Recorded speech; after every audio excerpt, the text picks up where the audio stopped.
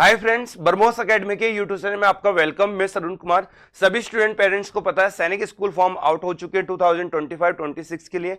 And सभी student form fill करने से पहले सभी इंफॉर्मेशन को केयरफुली एंड क्या क्या डॉक्यूमेंट्स इसमें रिक्वायर्ड होंगे, कौन से ऑप्शन को कैसे फिल करना है, इस वीडियो के माध्यम से एक मैं लाइव फॉर्म आपको फिल करके बताने वाला हूं। इसके देन आप अपना फॉर्म घर बैठे मतलब अपने पीसी पे या साइबर कैफे से आप भरा सकते हो, जिससे कि आपको आसानी रहेगी। लेकिन इस वीडियो को कंप्लीट आप वॉच करना, तभी जाके इस फॉर्म को फिल करने का प्रयास करना। अदरवाइज आप कहीं मिस्टेक कर दोगे तो अभी तक तो एग्जाम तक तो कोई प्रॉब्लम आएगा नहीं, लेकिन जैसे आपका सिलेक्शन होता है वहां पे बहुत बड़ी मेजर प्रॉब्लम्स आती हैं। तो सभी स्टूडेंट को ध्यान रखना है।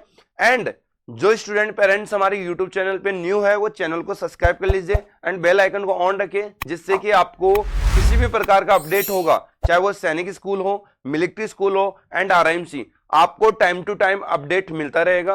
तो हम प्रयास करेंगे सबसे पहले आपके पास डिलीवर करने का। लेकिन अभी हम बात कर रहे हैं सैनिक स्कूल के फॉर्म को कैसे फिल करें। तो सबसे पहले हम देखेंगे कि इसमें कौन सी साइट पे आपको फॉर्म जाके फिल करना है। तो सबसे ज्यादा इंपॉर्टेंट वो चीज है, तो यहाँ पे आपको होम पे आना है। ओके, यहाँ पे आपको गूगल ब्राउजर पे जाना है। गूगल ब्राउजर पे आपको क्या करना है, सर्च करना है। क्या सर्च करोगे, इसकी मेन वेबसाइट, जो पिछले साल की जो वेबसाइट थी वहां से फॉर्म नहीं भराया जा रहा है। ध्यान रखिए इस चीज का। आप वहां पे देख रहे होंगे कि अभी तक नोटिफिकेशन नहीं आया, तो वहां बिल्कुल भी कोई भी एक्टिविटीज आपको देखने को नहीं मिलेगा। ये इस न्यू वेबसाइट पे सारा काम होगा। इस न्यू वेबसाइट का नाम होगा आपका ठीक है, न्यू वेबसाइट का नाम होगा exams.nta.nic.in। ओके, आगे लिखा हुआ है सैनिक school days school and society. Okay, इस पे आपको आना है। तो इसका इंटीरियर इस प्रकार का नजर आएगा, जहां पे यहां विजुअल कर रखा है कि रजिस्ट्रेशन फॉर ऑल इंडिया सैनिक school entrance exam 2026 examination is live. ठीक है, ये कर रखा है। तो इस वेबसाइट का मेन इंटीरियर देख लीजिए, ये आप वेबसाइट का नाम देख लीजिए। यदि आपको नहीं मिल रहा है तो हम डिस्क्रिप्शन बॉक्स के अंदर ये वेबसाइट का लिंक भी डाल देंगे, वहां क्लिक करके मेन वेबसाइट पर आप जा सकते हो। आप किसी भी वेबसाइट पे फॉर्म ना भरे। ओके, बहुत सारी पैरेलल इसके साइड चलती है, जहां कुछ ना कुछ इंस्टीट्यूट वाले उसको लैंडिंग करते हैं अपना डाटा कलेक्ट करने के लिए स्टूडेंटों का रिक्वायर्ड। तो ध्यान रखिए, मेन ऑफिशियल वेबसाइट पे जाके आपको फॉर्म फिल करना है और कहीं भी नहीं करना है। इसके बाद आपको यहां नजर आ रहा होगा रजिस्ट्रेशन फॉर ऑल इंडिया सैनिक स्कूल एंट्रेंस एग्जाम। इस पे आपको क्या करना है, क्लिक करना है। जैसे आप क्लिक करोगे तो ये रजिस्ट्रेशन फॉर, ये रेड बटन वाले को क्लिक करना है, जो रेड टेक लगना है, ये मेन इंटीरियर होगा इसका। ओके, अब इसमें दो तीन चीजें दिखा रखी है कि आपका फॉर्म कंप्लीट कैसे माना जाएगा। कंप्लीट के लिए पहले रजिस्ट्रेशन आप प्रोसेस से गुजरना पड़ेगा। सेकंड, आप कंप्लीट फॉर्म को फिल करेंगे। थर्ड, आपको पे करना होगा। देखिए, जिसकी फी पे नहीं है और वो कंप्लीट फॉर्म को फिल कर दिया तो कंप्लीट माना नहीं जाएगा। ध्यान रखिए, जब तक उसका आप चालान पे नहीं कर देते हो, जब तक उसको कंप्लीट नहीं बोला जाएगा। ठीक है, कंप्लीट होने के बाद आपको प्रिंट डाउनलोड हो जाएगा फॉर्म का, कंप्लीट भरा हुआ, उसमें सारी चीजें आपको विजुअल होगी।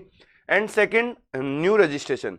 पहले फर्स्ट टाइम में सभी को न्यू रजिस्ट्रेशन करना होता है, चाहे वो पिछले साल बच्चा एग्जाम दिया हो उसको भी न्यू रजिस्ट्रेशन करना होगा, इस साल फर्स्ट टाइम दे रहा है उसके लिए भी न्यू रजिस्ट्रेशन करना होगा। जैसे न्यू रजिस्ट्रेशन कर लोगे तो फिर आपको क्या करना है, जो रजिस्ट्रेशन से आईडी एंड पासवर्ड हम जनरेट करेंगे, आईडी ऑटोमेटिकली आपको मिलेगा एंड पासवर्ड आप खुद को जनरेट करना होगा। उसका यूज करके हम क्या करेंगे, इसको लॉगिन करेंगे। लॉगिन करके फर्दर प्रोसेस को क्या करेंगे, फॉलो करेंगे। मतलब personal details, school details, documents upload करना, वो सारी एक्टिविटीज उस पर होने वाली है। ठीक है, तो ध्यान रखें, इन चीजों को आप केयरफुली रीड करें। एंड यहां न्यू रजिस्ट्रेशन पे मैं क्लिक कर रहा हूं तो ये आपके सामने पॉपअप ओपन होता है, जहां इसके बारे में पूरी डिटेल्स दे रखी है मोटी मोटी। आप ध्यान रखिए कि इस कैटेगरी का क्या चार्ज लगेगा। 850 रुपीज चार्ज है सैनिक स्कूल के फॉर्म को फिल करने के लिए। कैटेगरी कौन सी है, OBC general and defence category. And ST SC को 700 चार्ज लगेगा।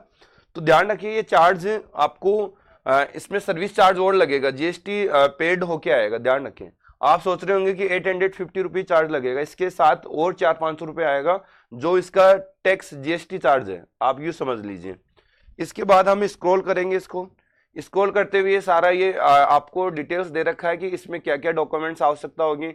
उम्मीदवार की photo, thumb, signature, domicile, birth certificate and category certificate, इस प्रकार का। यदि कोई बच्चा न्यू सैनिक स्कूल में पढ़ रहा है तो उसको उसका भी सर्टिफिकेट होगा, स्कूल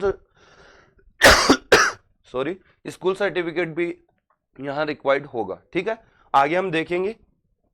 आप स्क्रॉल करते हुए नीचे की तरफ जाएंगे तो ये चेक बॉक्स आएगा कि चेक बॉक्स पर आपको क्लिक करना होगा। चेक बॉक्स का कहना यह है कि आपने सारे इंस्ट्रक्शन को केयरफुली रीड किया है, फेदर आप क्या कर रहे हो, फॉर्म को फिल कर रहे हो। ओके, तो मैं यहाँ क्लिक है टू प्रोसीड। अब देखिए इसमें डिटेल्स आपको डालना है, ज्यादा डिटेल्स इसमें कोई है नहीं। यहाँ कैंडिडेट्स नेम का मतलब स्टूडेंट खुद का नाम डालेगा। यहाँ पे नाम और डेट ऑफ बर्थ, ये सारी चीजें क्या देखिए आपके सारे डॉक्यूमेंट्सों में सेम होनी चाहिए।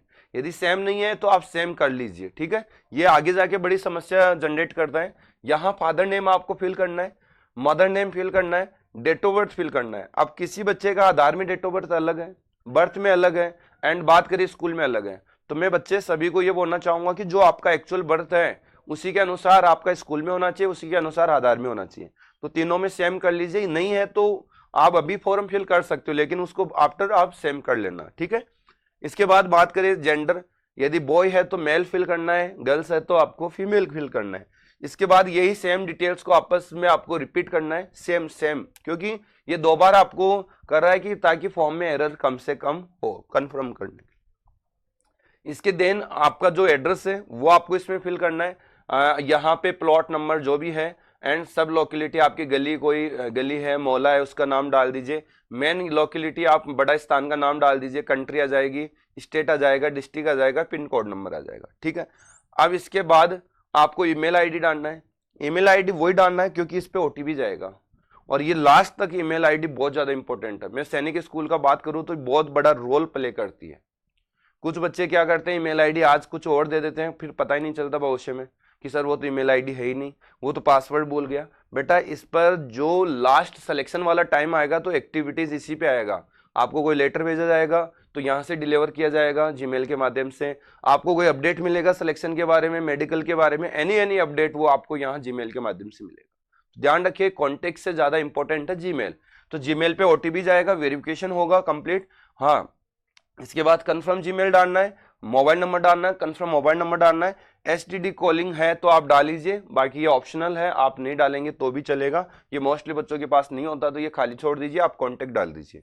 इसके बाद जो एड्रेस आपने डाला है वो सेम है तब तो कोई दिक्कत नहीं है। यदि आपका प्रेजेंट एड्रेस अलग है, परमानेंट अलग है, तो आप दोनों को फिल कर सकते हैं। ठीक है, प्रेजेंट में आप कहाँ रह रहे हैं वो आप एड्रेस इसमें फिल कर सकते हैं। यदि दोनों सेम रहे तो आप इस चेक बॉक्स को जैसे क्लिक करोगे तो आपका ये क्या होगा, एड्रेस ऑटोमेटिकली इसमें फिल हो जाएगा। ठीक है, इसके बाद ये चूज पासवर्ड्स, ये बहुत ज्यादा इंपॉर्टेंट यहाँ का चैप्टर बन रहा है। ध्यान रखिए बच्चे पासवर्ड बनाते हैं लेकिन भूल जाते हैं। वैसे तो फॉरगेट हो जाता है, लेकिन मैं चाहूंगा कि आप फॉरगेट प्रोसेस से क्यों गुजरें।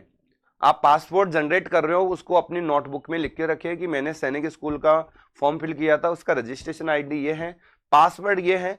अब इसके साथ साथ एक चीज और दे रखिए, पासवर्ड आपको कैसे किस टाइप का बनाना है।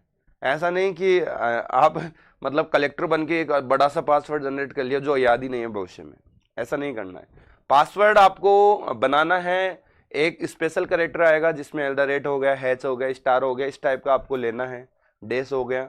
इसके बाद जैसे कि मैं मेरे पासवर्ड की बात करूं या मैं एक फॉर एग्जांपल दूं, एडमिन है, एडमिन एल द रेट 1 2 3 इस प्रकार का, ए बड़ा रख लो फिर छोटे रख लो, मिनिमम 8 कैरेक्टर उसमें होने चाहिए। ध्यान रखिए 8 कैरेक्टर का मिनिमम पासवर्ड यहाँ बन सकता है, 8 से मोर आप कितना भी बना सकते हो लेकिन मिनिमम 8। ओके, यहाँ एक सिक्योरिटी क्वेश्चन पूछा गया है, इसमें सिक्योरिटी क्वेश्चन में आप कुछ भी डाल सकते हो। आपका फर्स्ट स्कूल कौन सा है, आपका फेवरेट कलर कौन सा है, जैसे फेवरेट कलर मैंने दे दिया। अच्छा, इस क्वेश्चन का क्या फायदा होगा, इस क्वेश्चन का ये फायदा है कि जब आप पासवर्ड भूल जाते हो तो ये सिक्योरिटी पासवर्ड से भी आप इसको लॉगिन कर सकते हो या पासवर्ड फॉरगेट कर सकते हो, तो ये एक आपके लिए हेल्पफुल चीज रहेगी। ठीक है, यहाँ कलर आपका जो भी फेवरेट है वो डाल दीजिए, फर्स्ट स्कूल है तो फर्स्ट स्कूल डाल दीजिए, आपका बर्थ पैलेस कौन सा है, तो ये क्वेश्चन है जो आपको डालना चाहिए। इसके बाद आ गया आपका कैप्चर कोड। कैप्चर कोड डालते ही जैसे ही आप सबमिट करोगे, सबमिट करने के बाद आपको चेक बॉक्स मिलेगा। ठीक है, चेक बॉक्स में आपका father name, mother name, student name, date of birth, उस पर क्लिक करना है और फाइनल सबमिट करना है। जैसे ही आप सबमिट करोगे आपके पास ओटीपी मोबाइल पे आएगा, वो ओटीपी क्या करना है उसमें डालना है और उसके बाद आपको क्या मिलेगा, एक रजिस्ट्रेशन आईडी मिल जाएगा।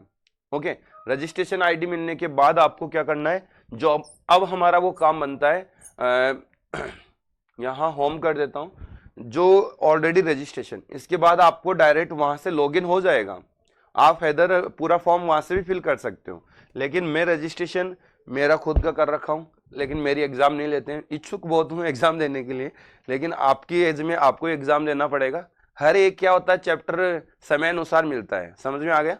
बहुत से बनाने का भी एक टाइम पीरियड होता है, उसके अनुसार बनाना पड़ता है। तो जो भी बच्चा मेरा वीडियो देख रहा है, आज तुम्हारा जो टाइम है वो फ्यूचर ब्राइट करने का टाइम है। आप इसको आज कर लोगे, काश मेरे को भी अभी फीलिंग आ रही कि मैं भी एक ऑफिसर बनता, बट कहाँ से बनता, टाइम के अनुसार हमने समझा नहीं। तो आप तो समझ गए होंगे एटलीस्ट, तो आप अपनी मेहनत को डबल कर दीजिए। मेरा कहने का मतलब यही है, यदि आपको सैनिक मिलिट्री की वर्दी पाना है और ऑफिसर बनना है, तो इसमें क्या करना है, जो एप्लीकेशन नंबर मिला वो आपको इसमें फिल करना है, एंड देन पासवर्ड आपको इसमें डालना है। पासवर्ड डालने के बाद ये कैप्चर कोड डालना है, और ये क्या करना है, लॉगिन करना है। तो मैं यहाँ पे ऑलरेडी मेरा इसमें फिल कर रखा हूँ, मैं इसको लॉगिन करके बताता हूँ आगे की डिटेल्स कैसे आपको फिल करना होगा, ठीक है। अब कुछ बच्चे क्या है कि फॉर्म फिल करते हैं, लेकिन अधूरी इंफॉर्मेशन के साथ फॉर्म फिल करते हैं, आगे जाके बहुत बड़ी दिक्कत आती है, ठीक है। ये आपका पॉपअप ओपन हो गया। अब मैं मेरा फॉर्म फिल कर रहा हूँ, लेकिन एज छोटी बना के, ठीक है, बनती नहीं है एक्चुअल, ठीक है। तो आपको समझाने के लिए हमको बहुत सारे प्रोसेस से गुजरना पड़ता है, बहुत गलतियां करके आपको समझाने का प्रयास करते हैं, तो आप अच्छी सी गलतियां ना करें। अब आपको यहाँ नजर आ रहा होगा कि रजिस्ट्रेशन फॉर्म है आपका कंप्लीटेड है, और इनकम्प्लीटेड है, एप्लीकेशन फॉर्म इनकम्प्लीटेड है, एंड फी पेमेंट इनकम्प्लीटेड है। अच्छा, यहाँ कंप्लीट करने के लिए एप्लीकेशन फॉर्म पर आप क्लिक करोगे तो कंप्लीट प्रोसेस के और बढ़ जाओगे आप। तो कंप्लीट के लिए देखिए, मैं बात करूँ यहाँ, मैं इसको ओके करता हूँ, तो ये चीजें आ गई। ये इतने आपको 8 स्टेप में फाइनल ये फॉर्म फिल होगा, ठीक है। फाइनल फॉर्म की बात करें तो यहाँ कॉन्टेक्ट डिटेल्स मैंने पहले से फिल कर दिया, जिसमें जीमेल था, मोबाइल नंबर था, वो सारा पहले ही चलेगा प्रोसेस। सेकंड आता है आपका पर्सनल डिटेल्स। पर्सनल डिटेल्स के अंदर जो भी होगा वो डालना है। आइडेंटिटी डिटेल्स, आइडेंटिफाइड डिटेल्स, जो भी आपका आइडेंटिटी कार्ड है, आधार कार्ड है, वो आपको डालना है। इसके बाद एग्जाम एंड सेंटर डिटेल्स डालना है, क्वालिफिकेशन डिटेल्स डालना है, एडिशनल डिटेल्स डालना है, डॉक्यूमेंट्स अपलोड करना है, फाइनल सबमिट करना है। तो चलिए हम 1 बाय 1 स्टेप पे फॉलो करते हैं। हम नेक्स्ट स्टेप पे चलेंगे, पर्सनल डिटेल्स, जहां हम हमारी पर्सनल डिटेल्स डालेंगे, ऐसे आप अपनी पर्सनल डिटेल्स डालेंगे। तो ये हमारी पर्सनल डिटेल्स यहाँ ओपन होती है। अब यहाँ जो हमारा रजिस्ट्रेशन में हमने मदर नेम, फादर नेम जो फिल किया था, वो ऑटोमेटिक यहाँ कैप्चर कर लिया है, वो ऑटोमेटिक आपको विजुअल होगा, वो आपको नहीं डालना दोबारा से। अब आपको क्या डालना, यहाँ आपको डालना है राष्ट्रीयता, मतलब नेशनलिटी, तो हमारा इंडियन ही रहेगा, इंडिया से फॉर्म भर रहे हैं तो सारे इंडियन रहेगा। इसके बाद स्टेट, स्टेट में मेजर करता है। अब ये पूरे 33 मतलब 8 यूटी और 28 स्टेट है, तो आपको डायरेक्ट इसमें ढूंढना नहीं है, तो आपको डायरेक्ट इसमें सर्च कर लो। जैसे मैं राजस्थान किया तो राजस्थान आ गया। इसी प्रकार से कैटेगरी, कैटेगरी बहुत ज्यादा इंपॉर्टेंट है। आप डिफेंस कैटेगरी से हो, अब बात ये आ रही है कि बच्चा ये बोलना चाह रहा है कि मैं सर डिफेंस से लगा रहा हूं, लेकिन उन लोगों को कैसे पता चलेगा कि मैं एसटी का हूं या एसटी ओबीसी का हूं, जनरल का हूं। तो ध्यान रखिए, डिफेंस कैटेगरी में यहां एक ही, सभी एक ही कैटेगरी में आएंगे, एसटी एससी जनरल ओबीसी एक ही कैटेगरी के अंदर बनाया जाएगा। तो डिफेंस अपने आप में एक कैटेगरी है, डिफेंस के जितने भी बच्चे होंगे इसी कैटेगरी के अंदर आएंगे। एंड ध्यान रखिए, ओबीसी एसटी एससी जनरल, तो जैसे कि मैं ओबीसी एनसीएल हूं, तो ओबीसी एनसीएल मैंने कैटेगरी फिल किया। अच्छा, कंफर्म करना पड़ेगा कैटेगरी, ओबीसी एनसीएल मैंने कैटेगरी फिर से कंफर्म किया, ताकि इस कैटेगरी को आप ध्यानपूर्वक भर सके। इसके बाद ये सब कैटेगरी वाला कॉलम बहुत ज्यादा इंपॉर्टेंट है। देखिए, ओबीसी है, लेकिन मेरी सब कैटेगरी क्या है, सब कैटेगरी का मतलब जनरल, जो हमको सोसाइटी के अंदर क्या बोला जाता है, जैसे वर्मा, प्रजापति, जो मटकी बनाता है उसको प्रजापति, वर्मा बोल दिया, जाट बोल दिया, पूनिया बोल दिया, जमींदार बोल दिया, राजपूत बोल दिया। इस प्रकार की एक हमारी सब कैटेगरी होती है, जो हमको क्या करना होता है, इसमें फिल करना होगा।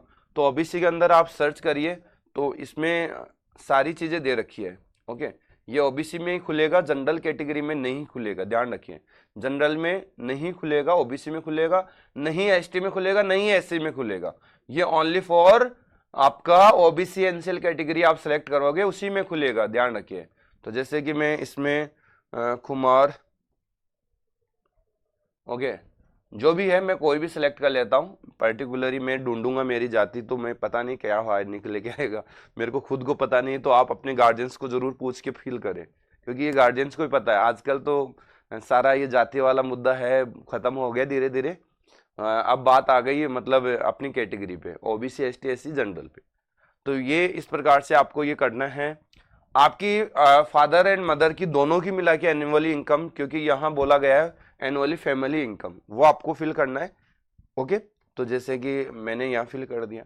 एंड आसाम राइफल के बारे में स्टेटस देना है, कोई आसाम राइफल में है या फिर कोस्ट गार्ड में लगा हुआ है, तो उसके लिए क्या बेनिफिट होगा वो मेरे को नहीं पता, लेकिन आपको यहाँ ऑप्शन मिल रहा है तो आप उसको ट्रू फॉल करें। मतलब आसाम राइफल में है तो यस, कोस्ट गार्ड में है तो यस, नहीं तो अदरवाइज नो करना है। इसके बाद यदि हम बात करें यहाँ, यदि आपका कोई भाई बहन है पहले से सैनिक स्कूल में पढ़ रहा है तो यस करना है, अदरवाइज नो करना है। तो मेरा कोई बहन भाई पढ़ नहीं रहा।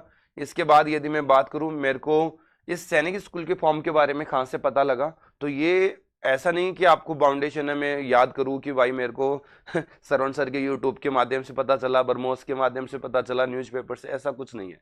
आप कुछ भी इसमें सेलेक्ट कर सकते हो। मेरे को तो रेडियो से पता चला। ओके, आजकल बहुत से में रेडियो कम हो गए, इसलिए मैंने रेडियो सेलेक्ट किया। इसके बाद अब चाहे रेडियो पे वो न्यूज आई नहीं, लेकिन रेडियो किया, तो इससे कोई बड़ा मुद्दा नहीं है, ठीक है। यहां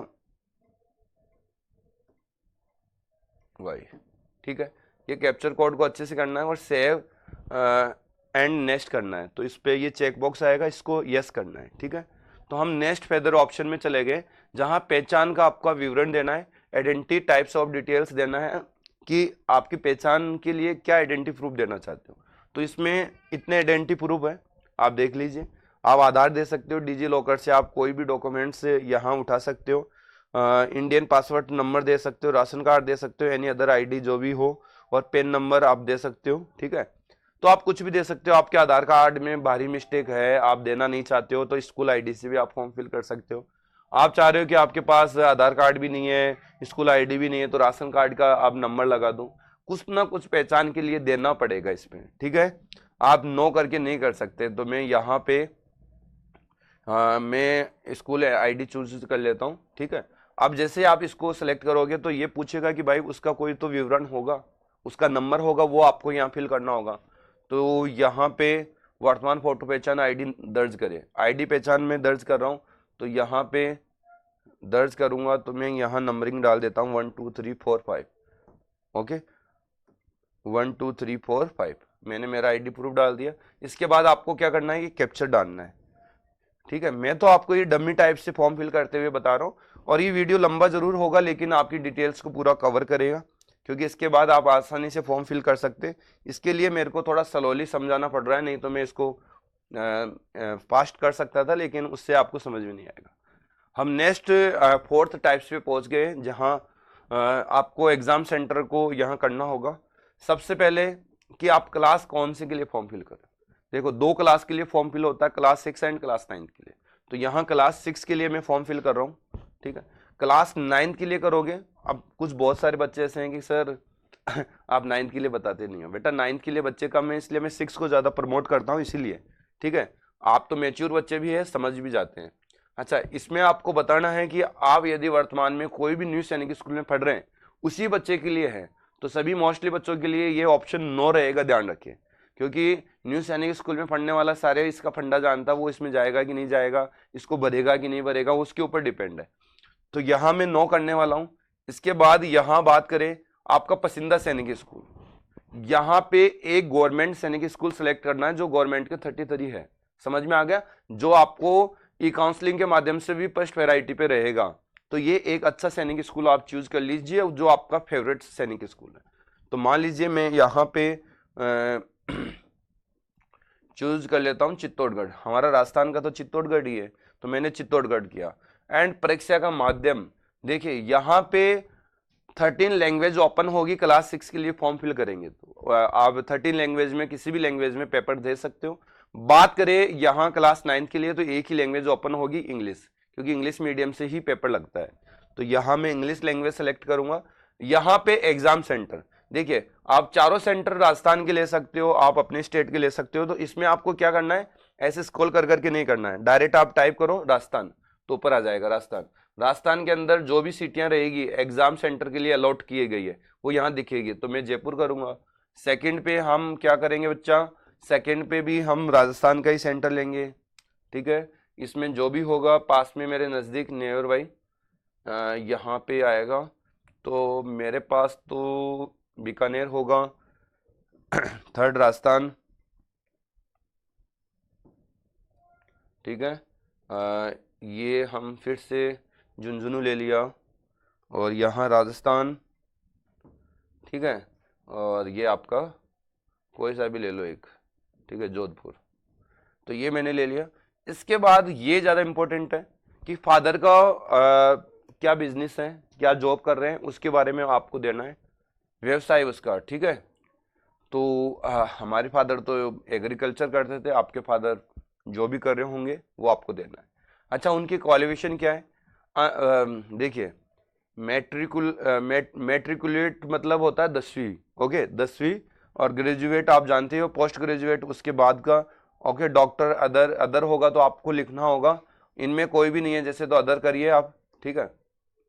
तो अदर में आपको लिखना कुछ भी नहीं है, अदर कर दीजिए, इसमें है नहीं। यहाँ एग्रीकल्चर हो गया, या मम्मी हाउस वाइफ है तो हाउस वाइफ का भी यहाँ ऑप्शन होगा। टीचर, ओके, प्राइवेट सर्वे यहाँ नहीं है। मदर का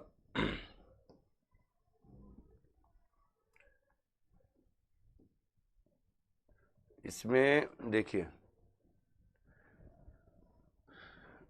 इसमें ऐसा हाउस वाइफ का ऑप्शन नहीं है, जबकि यहाँ हाउस वाइफ का ऑप्शन आना चाहिए, ठीक है। फिर से देखते हैं। अब इस कंडीशन में आप क्या इसमें ऑप्शन रखें वो ज़्यादा इम्पोर्टेंट है। तो यहाँ पे हम ऐसा, देखो बिजनेस है नहीं, एग्रीकल्चर है नहीं, मेडिकल आपका है नहीं, प्राइवेट आप सर्विस कर सकते हो, ठीक है। इसमें ये ऑप्शन आप ले सकते हो, अदर होता तो हम अदर लेते हैं। इसके बाद आपको क्या करना है, इससे ज़्यादा कुछ फर्क भी नहीं पड़ने वाला, ठीक है। इसके बाद ये आपको कैप्चर कोड फिर से फिल करना है।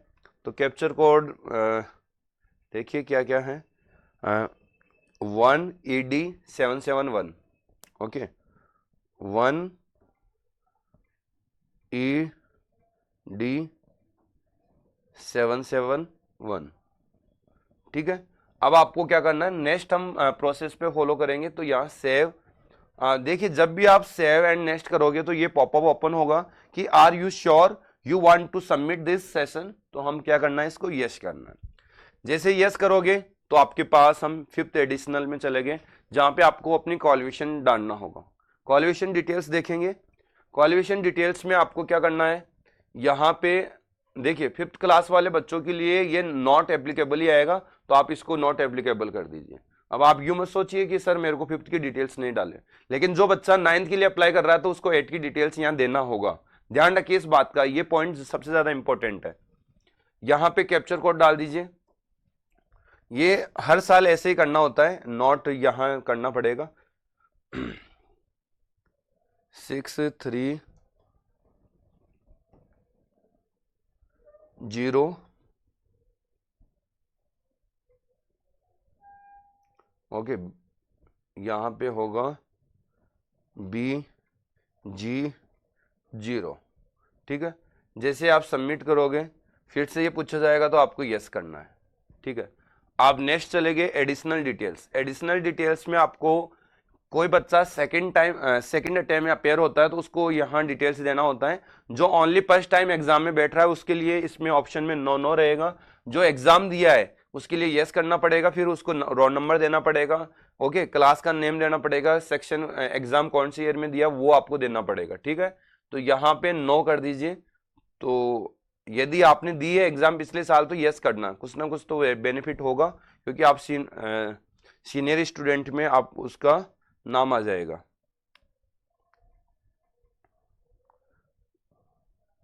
86S, ठीक है बच्चा। इसको क्या करता हूं मैं, सेव एंड नेक्स्ट करूंगा, यस, ठीक है। अब आपका आ गया फाइनल स्टेप, ओके, जहां पे आपको डॉक्यूमेंट्स अपलोड करना है।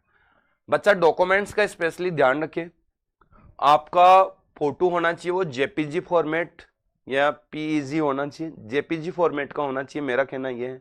यदि अपलोड नहीं हो रहा तो उसका फॉर्मेट चेक करो, जेपीजी है कि और कोई फॉर्मेट तो नहीं है इसलिए नहीं अपलोड हो रहा। अच्छा, मिनिमम साइज 10 केबी से नीचे तो नहीं है, वो नहीं होने का ये भी एक प्रॉब्लम आता है, तो 10 केबी से लेके 200 केबी के बीच का होना चाहिए, तब जाके अपलोड होगा। अच्छा, ये फोटो कैसा होना चाहिए, कोई बच्चा 55 का डाल देता है, अब उसको आइडेंटिफाई करना मुश्किल होता है एग्जाम में कि भाई ये बच्चा है ही नहीं। तो यहाँ पे प्रोस्पेक्टर में क्लियर कर रखा है कि लास्ट रिसेंटली फोटो होनी चाहिए जो 2 से 3 मंथ में खींची हुई हो, ठीक है। तो रिसेंटली फोटो होना चाहिए, वही अपलोड करे। आपका थंब, आप कोई राइट थंब लगा देता है, लेफ्ट थंब लगा देता है, यहाँ रिक्वायर्ड है लेफ्ट थंब का, वो आपको अपलोड करना है, उसका 10 केबी से 50 केबी के बीच में होना चाहिए। सिग्नेचर, देखिए बहुत सारे बच्चे बहुत खतरनाक होते हैं, जब हम उसकी पढ़ाई और सिग्नेचर में कंपेयर करते हैं तो दोनों डिफरेंस पाते हैं। सिग्नेचर है उनके कलेक्टर जैसे, पढ़ाई है उसकी बहुत लोअर लेवल की। तो हम उन बच्चों से यही समझाना चाहते हैं कि आज आप सिग्नेचर कर रहे हैं वो आप भविष्य में कभी भी कर सकते हैं कि नहीं कर सकते। सिग्नेचर सिंपल रखिए जो आप एनी टाइम अपने हाथ से कर सके, ऐसा नहीं कि आप मनमर्जी का सिग्नेचर कर रहे हो, एक बार ही कर सकते हो, दोबारा उस सिग्नेचर को बना ही नहीं सकते, ऐसा सिग्नेचर बिल्कुल ही नहीं करना है। तो सिंपल सिग्नेचर होना चाहिए, रनिंग हैंड राइटिंग का होना चाहिए, कैपिटल में नहीं होना चाहिए, ध्यान रखिए इस विशेष बात का। कैटेगरी सर्टिफिकेट, ये कैटेगरी सर्टिफिकेट अपलोड करने का उन्हीं के ओपन होगा जो ST SC OBC NCL का एंड डिफेंस का। जनरल कैटेगरी को ये स्लॉट नहीं मिलेगा। अब जनरल वाला बेचारा प्रयास कर रहा है कि मेरे को कैटेगरी क्यों नहीं खुल रहा है, तो नहीं खुलेगा, ठीक है। जनरल कैटेगरी को रिक्वायर्ड यहाँ नहीं है। यहाँ डोमिसाइल, डोमिसाइल एनी स्टूडेंट को रिक्वायर्ड होगा, चाहे वो किसी भी स्टेट का हो, सभी स्टेट को डोमिसाइल रिक्वायर्ड होगा। इसके बाद बर्थ सर्टिफिकेट, यहाँ बर्थ सर्टिफिकेट आपको अपलोड करना होगा, ठीक है, वो यहाँ डालना होगा। तो ये आपका फाइनली फॉर्म होगा, फाइनली सबमिट आएगा। सबमिट में एक आपको जीमेल आईडी पर OTP जाएगा, उसको वेरीफाई करना होगा, तभी जाके आपका पेमेंट प्रोसेस पे आप जाएंगे, ठीक है। तो पेमेंट प्रोसेस पे जाएंगे तो ये हो गई, लेकिन यहाँ कुछ एक पर्सनल डिटेल्स में या तो कुछ इंफॉर्मेशन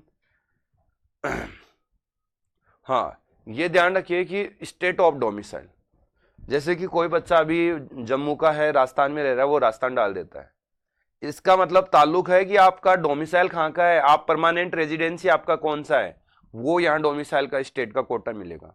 ध्यान रखिए, आप मनमर्जी से नहीं डाल सकते, अपने स्टेट का नाम आएगा, ये इंपॉर्टेंट बात है इसमें। तो इस प्रकार से ये कंप्लीट फॉर्म फिल कर सकते हैं, और आई होप आप अच्छे से इस चीज को समझ भी पाए होंगे।